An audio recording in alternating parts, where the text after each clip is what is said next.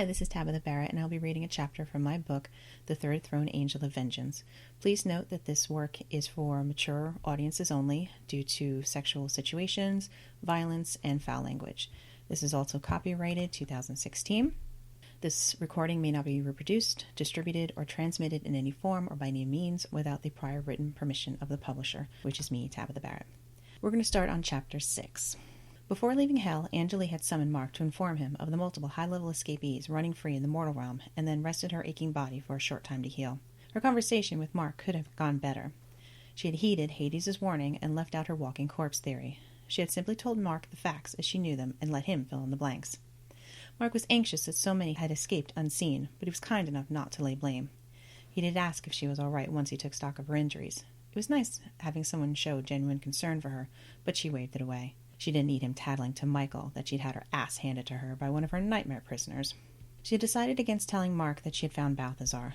She had mistakenly condemned Alazar as a rogue, and Michael had nearly killed him. Now, this time she would take care of her own problems and kill Balthazar if needed. First, she had to try to break through his anger and see if her angel was buried underneath it. It bothered her that Balthazar had greeted her with his hatred. Alazar seemed relieved when they first met, until he had sliced her hand open. Though she had been prepared for a merciless killing machine as Alazar had described him, she had secretly hoped that Balthazar would lay down his weapons and embrace her. Sadly, that hadn't happened. She thought about wearing body armor during their next encounter. She sighed and thought about Jericho. Having read through Jericho's entire file, including the section on his known associates, she decided to start her search in Paradise, Oregon. It had been home to one of Jericho's more notorious gang members, Cecil Beckelman, a.k.a. Beck. His men were creatures of habit, so it stood to reason they might go back to the places that they knew well. Beck could have relatives in town that he might try to contact, or worse, kill. Beck had escaped from the realm of monsters, or the realm of don't drop the soap as she had once called it, where the rapists and molesters were punished. He worried her the most since he had a rap sheet longer than Jericho's. He was a triple threat. On top of being sadistic with women, he was an abuser and a murderer. Unfortunately, he had been a monster long before Jericho had taken him under his wing. Derek had gone on ahead to Jericho's cousin's last known address, a few towns away on the outskirts of Hermiston. William Rydell, or Rye, had been recruited after Jericho had survived an attack by his former employee, a drug dealer named Felix Monroe. Once Jericho had recovered, he started his own drug operation to rival Monroe's operation. Jericho and Rye had hired small-town thugs and brought them to Portland, where they set up their drug business that supplied Portland, Olympia, and Seattle.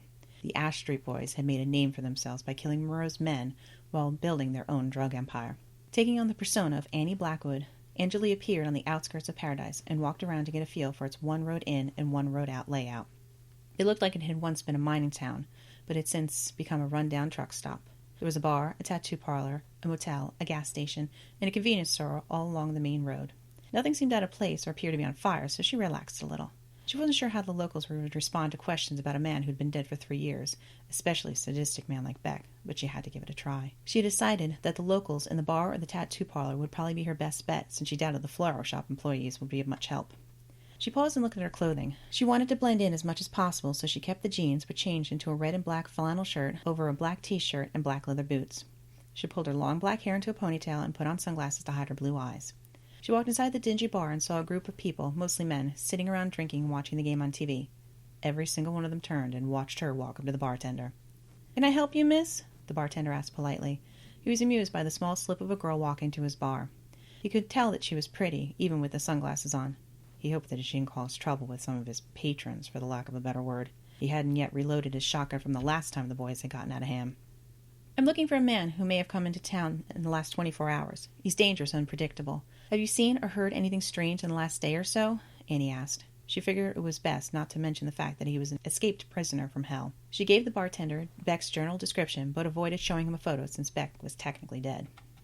"Sorry, miss, I haven't seen your boyfriend. Did he run out on you?" he asked, concerned. She could tell that he was a good man with no real sins to speak of. He actually seemed to feel sorry for her.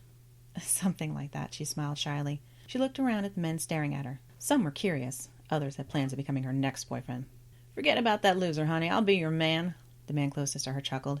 He tipped his Stetson and winked at her. He smelled of alcohol and had not led a good life. "No, thank you," she murmured. She turned back to the bartender. "If you do see anyone who fits that description, please call the police immediately. He's wanted for murder. It's best to stay clear of him," she said, not wanting to see the bartender harmed. He nodded and smiled. "Maybe I can help you," a man to her right said. He stood up and blocked the exit. According to his badge, he was the local law enforcement. Unless you've seen someone committing sickening crimes, it's not likely. I do appreciate the offer, Sheriff Grady, she said, tapping his gold name badge. Nope. Everyone around here has been on their best behavior, at least in the last day or so. He chuckled at his joke, as did a number of men in the bar. What are you? Don't tell me you're a bail bondsman or a bounty hunter. He looked her up and down incredulously. Don't worry, Sheriff, I can handle myself, she smirked. She quickly brushed past him and walked out of the bar. Everywhere she went, people underestimated her, which pissed her off to no end. If only they knew what lurked inside of her, they wouldn't be fooled by her slender exterior. She stood in the middle of town and looked around, deciding which way to go. She had no idea if Beck was in town, but she had to make sure that his hometown was safe. She walked east along the main road to see if she could sense anything out of the ordinary. As she got farther away from the bar, an uneasy feeling settled into her chest. Something told her to go back to the bar. Not that she wanted to speak to the sheriff or enlist his help, but something was begging her to go back. She ignored the feeling and kept walking. Beck wasn't sane enough to sit with his former neighbors and share a beer with them in his newly hijacked body. It was doubtful he would try to blend in. He would have walked into town and made a scene if Jericho's files were correct. The sun had started to set and the air chilled in the mountain town. She walked around what must have been considered the bad part of town, though there hadn't been a good part of the town. When she heard footsteps echoing through the empty streets, she quickly turned down a side street and doubled back to the main road to avoid the locals. She turned the corner and stopped when 4 men blocked her path. 2 of them were stumbling around drunk and laughing. She ignored them and tried to maneuver around them, but the men fanned out and kept her from moving past them. Hey there, honey. Where are you going? Why don't you join us? We're looking for a good time. Evening, gentlemen. I was just leaving. Now if you'll kindly excuse me, she said. She shifted to her left and planned on taking out Hey there, honey, if needed. He was barely able to stand as it was. The 2 sober guys stepped closer to her with lustful looks on their face. I think you should stay, one of them smiled as he adjusted his belt. She wanted to wipe the smug look off his face with her fist. She'd taken enough crap in the last 12 hours. She didn't need one more person disrespecting her. She imagined igniting him with hellfire and smiled. Derek suddenly spoke up in her mind. What's wrong? I can feel your power rising, which means you're pretty pissed at something. Are you upset about Balthazar? It's not your fault that he attacked you. Please remember that. I'm concerned about Balthazar, but that's not the problem. Some local assholes are trying to hit on me. I have it under control. She sent him a smile and a wink. She was grateful that Derek had called out to her and eased the tension building inside of her. She didn't know why the need for vengeance was rising inside of her, but since facing Balthazar she felt uneasy. He smiled back. Try to leave them in one piece. She removed her sunglasses and raised her eyebrow at the overconfident jerks. I'm not really interested in what you have in mind. Apparently you've never learned how to be nice to a woman. She cocked her hip and stood her ground. Oh, baby, don't be like that. We know how to be real nice to women, ain't that right, boys? One of them called out. They nodded to each other and licked their lips. The sound of gravel crackling was her only warning before a man grabbed her around the chest and lifted her off her feet. She didn't bother to struggle. She wanted to see how this played out before she called Alazar. If they're planning to rape her, they would face the angel of death and see who committed suicide first. If they were just messing with her, she would light their pants on fire and leave. None of them were murderers, so they certainly weren't altar boys. Our friend here knows how to show a woman a good time, one of the drunk guys called out. The idiot holding her was strong and breathing heavily into her ear. He pressed himself tightly against her. It's been too long, the man grunted. Looking down at the man's arm, she froze. His arm was gray and his skin was peeling off in sections. She could swear that she saw a bone sticking out near his elbow, though it could have been the streetlights casting shadows. The stench coming off him was enough to make her gag. Beck, I presume, she replied. She dug her heels into the ground to stop him from pulling her down the side street, but he lifted her higher. She threw her head back and connected with his nose, but he merely laughed it off. I don't know who you are, but we're about to become fast friends, Beck laughed. His voice sounded like Jericho's, rough and graveled. Sorry you're not my type, but my best friend Vasha sends his love, she growled. She intentionally mentioned the overseer of the realm of monsters to get his attention. Beck stopped dead in his tracks. He threw her face down on the street and roared. His 4 friends caught up to them and formed a circle around her, caging her in. She rolled to her side and looked at Beck for the first time. She had to blink to make sure that she wasn't hallucinating. He was tall and broad-shouldered, with dark hair and bleak eyes. His most disturbing feature was his decaying skin. His face, neck, and arms were gnarled and grizzled. He resembled a shade from the caves of darkness, but he was intelligent and had the ability to speak. This was no soulless zombie, but a walking corpse with his mind still intact. There was no possible way that Beck's soul had found a zombie replica of himself. Hades was definitely lying to her. I remember you. Where's your dress, honey? You were certainly the highlight of my day when I saw you walk past the realms, he chuckled. Disgusting, she grimaced. Thankfully, I don't remember you. She got to her feet as the guy to her left edged closer. He ran at her, but she ducked and flipped him sideways over her back. He was dazed when he hit the back of his head on the asphalt. Beck launched himself at her, but stumbled backward when a loud noise boomed through the narrow street. Beck looked down at his chest and tilted his head. He put his hand over a hole in his chest. "You okay?" a voice called out from behind her. Annie turned, expecting to see the sheriff, but instead she saw a tall, handsome man with light brown spiky hair holding a gun out in front of him, aiming at Beck. He walked slowly and deliberately toward them, aiming at Beck's friends, testing to see if they would advance on him. "Who the hell are you?" Annie called out. She didn't need another mortal tangled up in her mess. She vaguely remembered seeing him sitting in the back of the bar drinking a beer. "Nice to meet you too, sweetheart," the stranger yelled. He fired another shot at Beck, who had taken a step forward. Annie jumped when she heard the gun go off. She had thought for a second that he was firing at her until she heard Beck grunt. "I'm going to kill both of you," Beck yelled and ran towards Annie. Mr. Happy Trigger fired 3 more shots at Beck, but Beck ignored them and swung his thick arm at Annie's face. Annie ducked under his arm and kicked Beck's stomach, expecting him to fall to his knees. Instead, Beck grabbed around the stomach and threw her over his shoulder. He turned and ran up the street before she could break his hold on her. Looking up, she saw Mr. Trigger Happy fighting off the 4 men, though he had put his gun away. She was impressed by his fighting skills. He had 2 of the men laid out before he disappeared from her view when Beck turned off the street. Beck smashed through a plate glass storefront and ducked into an auto body shop that was closed for the night. With the mortals out of view, she was finally able to do things her way. "Enough of this," she snapped. She elbowed Beck in the back of the neck and landed on her feet. "Put the dress back on, I'll make this fast," Beck winked. "You really don't want to piss me off," she sneered. She held up her palm and let her hellfire rise. Beck taunted her by making a kissing sound. "Tell me where Jericho is and what he's planning, and I'll go easy on you," she lied. "Wouldn't you like to know?" Beck smirked, showing off 3 missing teeth on the right side of his jaw. She threw 2 fireballs, one at his head and one at his pants. She needed him incapacitated and back in hell before the good-looking mortal with the gun showed up. The fire ignited Beck's pants, but it dissipated from his face without causing him pain. Confused, she sent 2 more fireballs at his chest. Beck stuck out his chest and laughed. "That kind of tickles. Is that supposed to hurt?" Confused, she swore to herself. She had no idea why hellfire didn't hurt him, since he was still under hell's authority to be punished. She waved her arm and extinguished the flame on his pants, since it did nothing but expose more decaying skin. "I'm going to make you scream," Beck said cruelly. He picked up a tire and threw it at her, but she deflected it with her power. It bounced off the blue sedan next to her. She used her power and tossed Beck into an engine block face first. Lifting him into the air, she tossed him into a wall of toolboxes. He sprang to his feet, unfazed by the attack. "I'm going to enjoy sending you back to the realm of monsters, then fire, then frost. I'll make sure that Vasha, Azazel, and Theron treat you well," she chuckled darkly. She noticed he flinched whenever she mentioned the overseers' names. It was good to know that the overseers were doing their jobs and traumatizing the prisoners. Beck growled and backed up, putting the '93 blue Buick Sentry between them. She thought he was going to run, but instead he picked up the Buick and sent it flipping side over side directly at her. She disappeared and reappeared behind him while the car smashed into the blue sedan, sending them both crashing through the waiting room wall. Picking up a metal bar from a floor jack, she swung it at him. The bar collided with his arm and cracked it off at the elbow. The arm flew through the air and skidded across the broken glass towards the far wall. Beck was stunned. He balled up his remaining fist and tried to punch her. Dodging his blows, she countered by hitting him with the bar in the face and sternum, trying to push him back, but it was like hitting a piñata. She heard the bones in his neck, face, and chest cracking, and his skin was coming off everywhere, but it did nothing to slow him down. She ducked under his fist and spun to put some distance between them. His fist punched through the drywall of the interior office, which was laid to waste when he pulled his arm free. Realizing that the fight was going nowhere, she waited for him to turn and rammed the metal bar through his heart. She expected him to fall to the ground and stop moving, but he glanced down at the bar and laughed. He slowly pulled the bar out with his remaining arm and winked at her. "I prefer you unconscious anyway," Beck snickered. He swung the bar at her head, but she dropped to the ground a second before it hit her.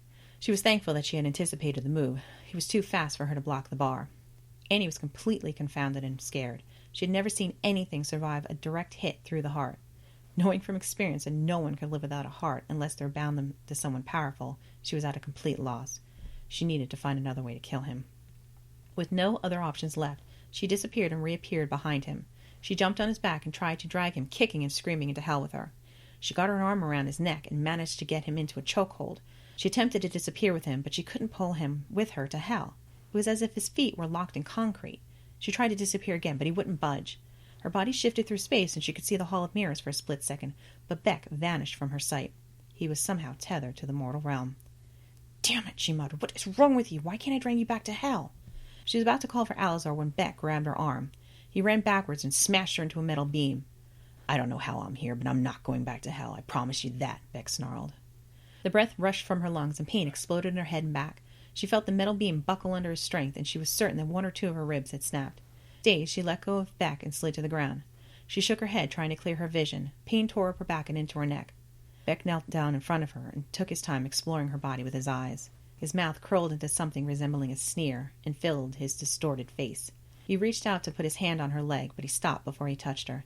He looked down in his chest and grunted in pain. Annie could see that something had pierced Beck's chest through his back, but she couldn't tell what it was until he fell onto his back and passed out. A bone, possibly an ulnar radius, was protruding through his chest cavity, more specifically, through the remnants of his heart. Beck's head lolled to one side. Standing behind Beck, she saw Mr. Triggerhappy staring down at him with a frown. He slowly counted to 10 and then looked up at Annie.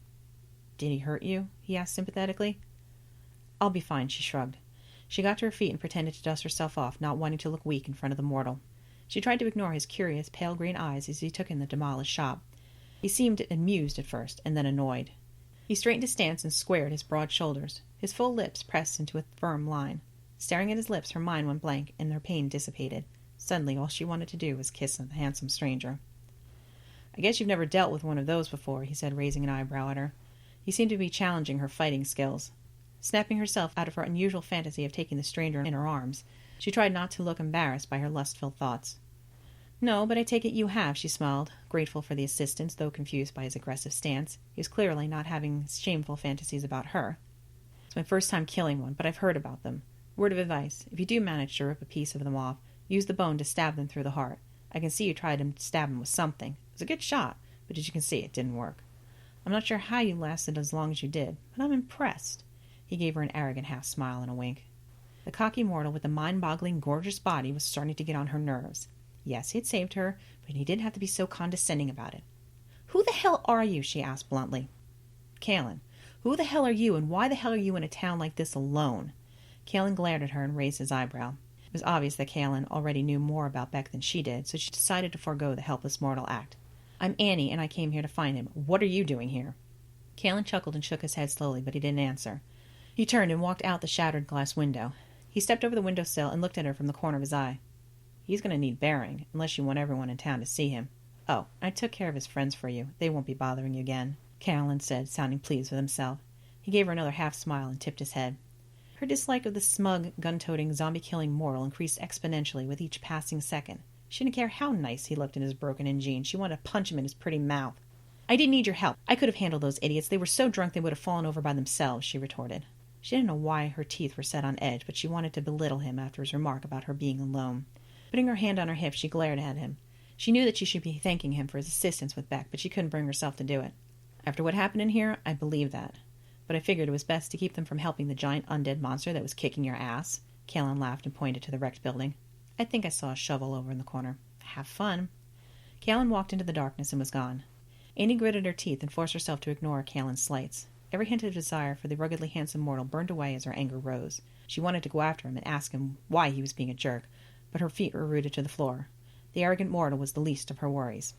Hefting out of breath, she forced herself to focus on the pile of skin and bones formerly known as Beck. She crouched down to examine his face. Though his eyes and cheeks were sunken in, he definitely resembled the photo from the police file. Bone through the heart. How could that kill him and not a metal bar? Taking a closer look at the bone, she realized it was a piece of the arm she had detached earlier in their fight, which made no sense. She had never heard of anything like this before. Realizing that she was out of her league, she thought about Kalen and his ability to kill Beck. Maybe she needed his help after all. If Jericho and the rest of his crew were anything like Beck, she needed more information. She hated the idea of asking for help, but her pride meant nothing compared to saving the mortals. One dead unmonster terrorizing a town would be terrible. 5 would be a disaster. Peering out into the distance, she saw where the town ended and the wilderness began. It was as good as any spot to bury the corpse. Once Beck was in the ground, she would attempt to interrogate Kalen for information about Beck. The stupid shovel was in the corner, just as Kalen said. She carefully picked up the corpse by the collar of his filthy shirt and dragged the putrid-smelling Beck to the edge of the city. The weight of the man did not help the pain of her cracked ribs, which was back in full force now that she stopped thinking about how firm Kalen's body was and how much she wanted him to comfort her. Deciding that she was far enough out when the lights of the city were nothing but a dot in the distance, she tossed Beck down and started digging in the sandy soil. She needed to burn off her extra anger from being attacked in the street before she went back to make those men cry. A few minutes into her digging, something white in the corner of her eye caught her attention. She looked to her left and saw a group of souls gathering around her. Confused by their odd behavior of grouping together, she put her shovel down and inspected them. At least 20 souls had gathered to stare at Beck's body. While souls could see her and were often afraid of her, none of them paid any attention to her. They appeared borderline violent as they stared and pointed to the corpse. Annie shrugged off their strange behavior and kept digging. A few feet into the soil, her shovel hit something hard. She crouched down and moved the soil with her hands, trying to figure out what she had hit. She didn't want to start digging in another place unless absolutely necessary. She was losing time as it was. She touched something hard and thin. Pulling it free from the sand, she saw that she was holding a rib bone. It could have been from an animal, but a feeling in her gut disagreed. Taking a step back, she waved her hand and parted the soil. Her stomach sank when she realized why all the souls had gathered. Dozens of men were buried haphazardly next to each other in small separate graves. They were dressed in ripped clothes or nothing at all. Alongside of them were their personal possessions like purses, wallets, and backpacks. She moved more soil until it was clear that this town was hiding a very large secret. Beck was most likely responsible for the deaths, but a few of the bodies had very little decomposition, which told her that Beck had been dead longer than they had. She had an overwhelming urge to summon her angel of death and command him to level the town, but the image of her kindly bartender made her stop. Not everyone in the town was a murdering psychopath, and the locals may not have known what was going on.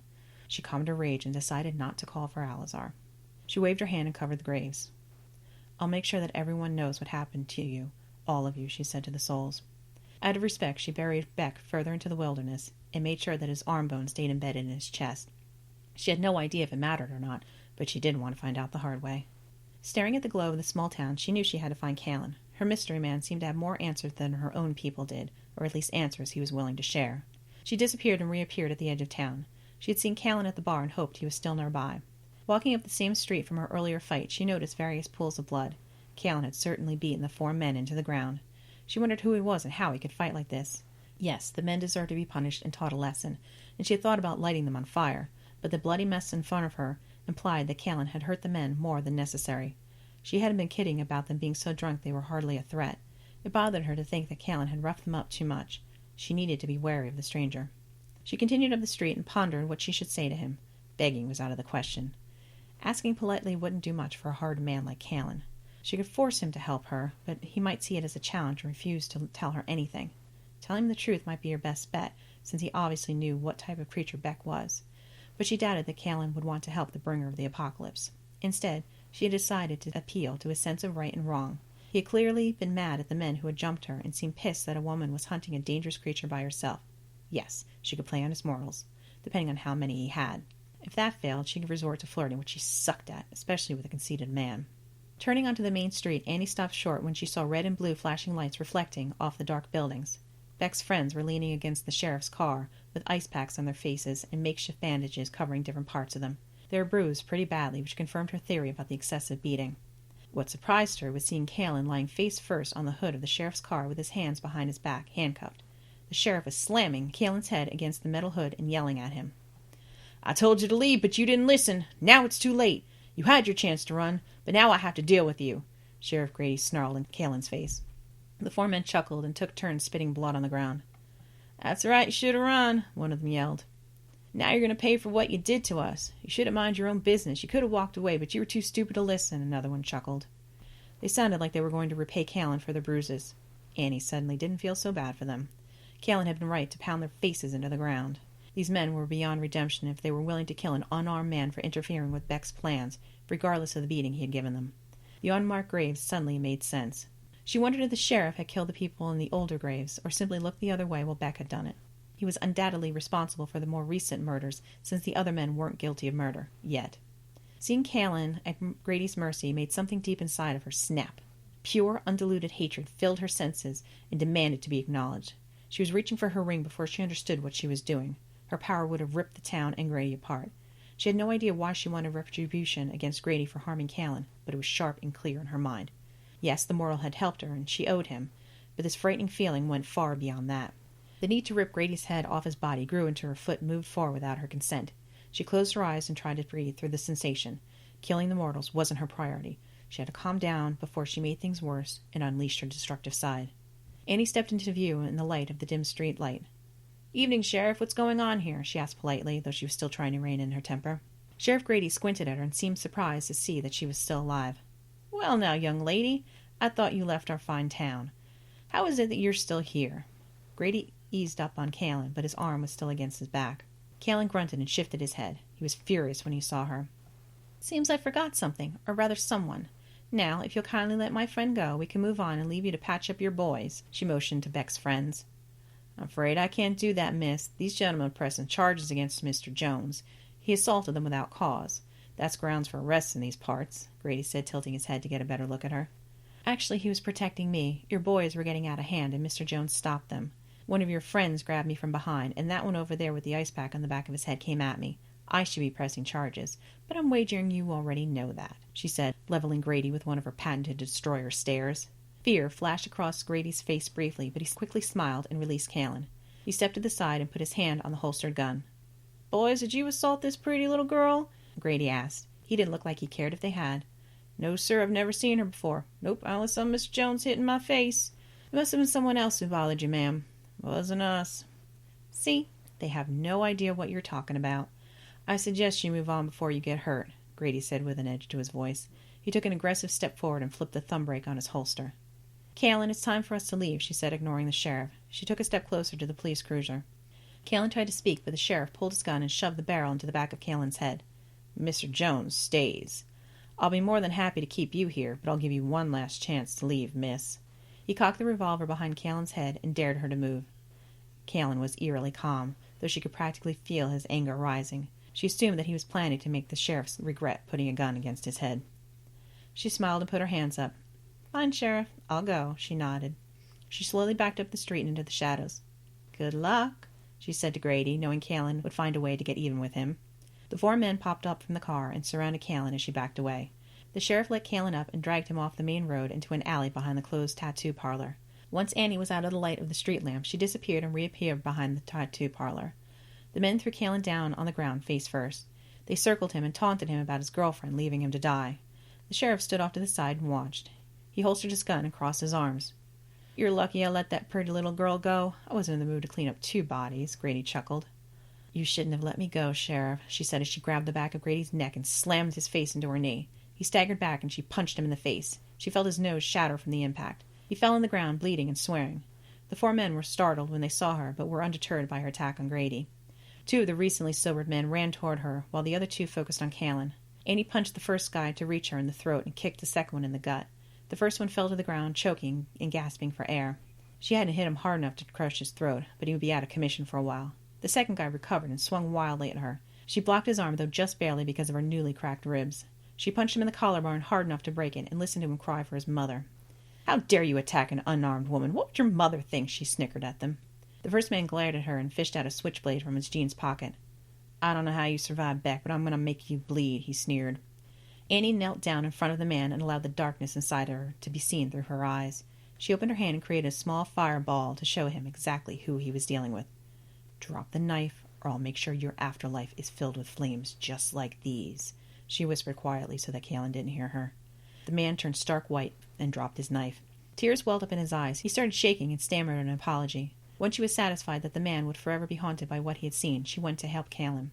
She wasn't surprised to see that the other two men were already bleeding from fresh wounds, though Callan's hands were still bound. They were staggering around, looking for their buddies to back them up. Callan finished off one with a roundhouse kick to the temple and swung his foot to catch the last man in the knee, dropping him straight to the ground. Both men screamed out in pain, but didn't get back up. Andy watched Callan assess the situation and seemed satisfied that his assailants were out of commission. He took a deep breath and shifted his shoulders with a grunt. Callan groaned, and the handcuffs dropped to the pavement behind him. Annie heard a cracking noise just before Callan's hands appeared in front of him. She had decided that he wasn't necessarily arrogant, but highly confident in his abilities, which made his high cheekbones and full lips seem slightly more attractive and bearable. Taking in Callan's appearance for the first time, she noticed that he, too, was trying to blend in. He was wearing jeans, a blue flannel shirt, brown boots, and a loose brown jacket. The jacket covered an empty shoulder holster. Thanks for the distraction, he said, finally acknowledging her. He picked up the handcuffs and tucked them into his jacket pocket. Annie's mouth was agape. She couldn't understand Callan at all. She had disabled 3 men to his 2, and yet she was nothing more than a distraction? Forget his cheekbones and amazing eyes. She was going to choke him to death. Did you learn that neat little trick with the handcuffs in prison, or did they have a merit badge for that in Boy Scouts? She snickered. Callan smirked and walked over to Grady. He rummaged through his pockets and found the keys to the patrol car. Grady swore and spit at him. Callan took Grady's badge and put it into his back pocket. If you try to follow me or harass me in any way, I'll come back here and shoot you and your boys. I don't think you want that, Callan said coldly, locking his eyes with Grady. You won't make the town line alive, Grady snarled. He couldn't wait to see the look on Mr. Jones's face when Beck got hold of him. Beck would enjoy killing him. Callan punched him in the eye, knocking him over. That's for putting a gun to my head. Say another word and I'll just shoot you now, Callan replied sinisterly. Annie shivered when she heard the tone of his voice. She knew he was serious. As much as she hated Grady, she couldn't allow Callan to murder him in front of her. It was one thing for her to seek retribution, since it was technically her job, but it was another to watch Callan kill someone. He would have to choose his own path, but something in her chest burned at the thought of Callan becoming a murderer. Callan walked back down the alley and left the men to tend to their wounds. Annie watched Grady slowly get to his feet. He looked like he was about to taunt Callan, so she kneed him in the groin. She knelt down next to Grady and whispered, "I should let him kill you and save this town the trouble of dealing with you, but I have bigger plans for you and your boys." Grady didn't chuckle this time. She allowed him to see the real destroyer for a brief second, just long enough for him to wet himself. Annie caught up to Callan and saw him pop the trunk of the cruiser. He sifted through the trunk and pulled out 4 handguns of varying sizes, 2 knives, and a wallet. He threw the keys and Grady's badge into the trunk and slammed it shut. He placed 2 of the guns in his shoulder holster, 1 in the back holster on the inside of his jeans, and 1 on the right ankle holster. The knives were tucked away in his pant pockets, and his wallet was inserted into his other back pocket. "You certainly like guns," she said matter-of-factly, crossing her arms, trying to figure out who this guy was. It was doubtful that he was a cop, since a badge wasn't among his possessions. The sheriff had asked if she was a bounty hunter or bail bondsman, so she labeled Callan a bounty hunter for the time being. "Yes, I do," he replied without looking at her. He walked past her and headed toward the bar. "You're welcome," she mocked in his original tone when he'd helped her with Beck. "I had everything under control. You should go home," he said curtly. Tapping her foot, Annie contemplated her options. She still needed to convince Callan to help her, which annoyed her to no end. Every time he opened his mouth, he insulted her. She was back to wanting to choke him again. Taking a deep breath, she pushed her anger away and reminded herself that she needed him. Running to catch up with him, she found him jumping into the bed of a beat-up blue and white Ford pickup truck that looked like it was from the late 70s. It had been cleaned up and repaired at some point, but it was starting to fall apart again. It was parked on the side of the bar in front of a row of neon beer signs. Callan was crouching down in front of silver metal chests that lined the 3 walls of the truck bed. She watched him deftly unlock one of the boxes, even though it was too dark for him to see the combination numbers. He swapped out the magazines from the guns in his holster. She couldn't see what was in the middle chest, but she assumed he had more guns stored away. The sheriff had called him Mr. Jones, which didn't suit him. She doubted that Callan would give the sheriff his real ID. Callan noticed her standing next to the truck watching him. "What, do you want to give me a kiss for saving you?" he asked, sounding serious. Annie was stunned. Though she was insulted by his question, her stomach did do a little somersault at the thought of kissing the handsomely arrogant mortal. "You didn't save me," she retorted. Callan shook his head. "Well, you certainly didn't save me," he said in a dismissive tone. "Are you kidding me? I took out 3 of those guys. If I hadn't been there, the sheriff would have killed you," she said, suddenly wanting to slap him. How could this mortal make her so angry? "Technically, I took them out first, and I finished off the big guy," he said. He locked the box and jumped down. He secured the tailgate and stopped to look at her. "I got the sheriff," she pouted. "Actually, you almost got me shot by the sheriff. I was doing just fine before you pissed them off. Besides, you're the one who started the trouble by walking through this town alone, unarmed, in that outfit. Those men saw you as prey, and they took advantage of your vulnerability," he sneered. He crossed his arms and condescendingly lowered his head until he could look directly into her eyes. "This outfit? Are you serious? Are you implying that I was asking for it? Since when do jeans and a flannel shirt say 'come rape and kill me'?" That was it. She was going to slap him. Callan hung his head and rubbed the back of his neck. He shifted uncomfortably and let his arms drop to his sides. "No, I didn't mean that. No one deserves to be attacked, but you made it too easy for them to surround you. You were an easy target because you weren't aware of your surroundings and you had no way of fighting them. Sure, you got the drop on the sheriff and you sucker-punched the boys because they didn't expect you to fight them, but you got lucky. I still don't know what happened in the mechanic shop. By all rights, you should be dead. Consider yourself lucky and go home to where it's safe," he said. He brushed past her and unlocked the driver's side door. Go home to where it's safe? Was he kidding? This man had no idea who he was talking to. She vaguely wondered what Callan would do to Hades if Hades tried to remove his head. She almost burst out laughing. Callan would undoubtedly shoot Hades, which would amuse her to no end. Stepping around the driver's side, she grabbed the door before he could close it. "What are you?" she asked. Her question sounded nastier than intended. "Your hero?" he asked condescendingly, as if she was supposed to swoon or something. "You are so full of yourself," she growled. She took a deep breath and focused. "Look, you seem to know what the big guy was. I'm looking for more of them, but as you said, I'm unarmed, alone, and wearing this outfit. I admit I'm a little out of my element. I can't believe I'm saying this, since your ego doesn't need to be any bigger, but I could use your help." She muttered the last part, mad that he was her only hope of taking down Jericho and his crew. Callan leaned his arm against the wheel and rubbed the tips of his fingers together while he pondered her statement. He was backlit by the cabin light, so she couldn't see his face clearly. He sat like that for so long that she was about to walk away and deal with Jericho herself. "Get in," he said. He closed the door and started up the engine. Without hesitating, she ran around to the passenger side and jumped into the truck. "Which way?" he said gruffly. "West," she said, settling into the uncomfortable blue bench seat.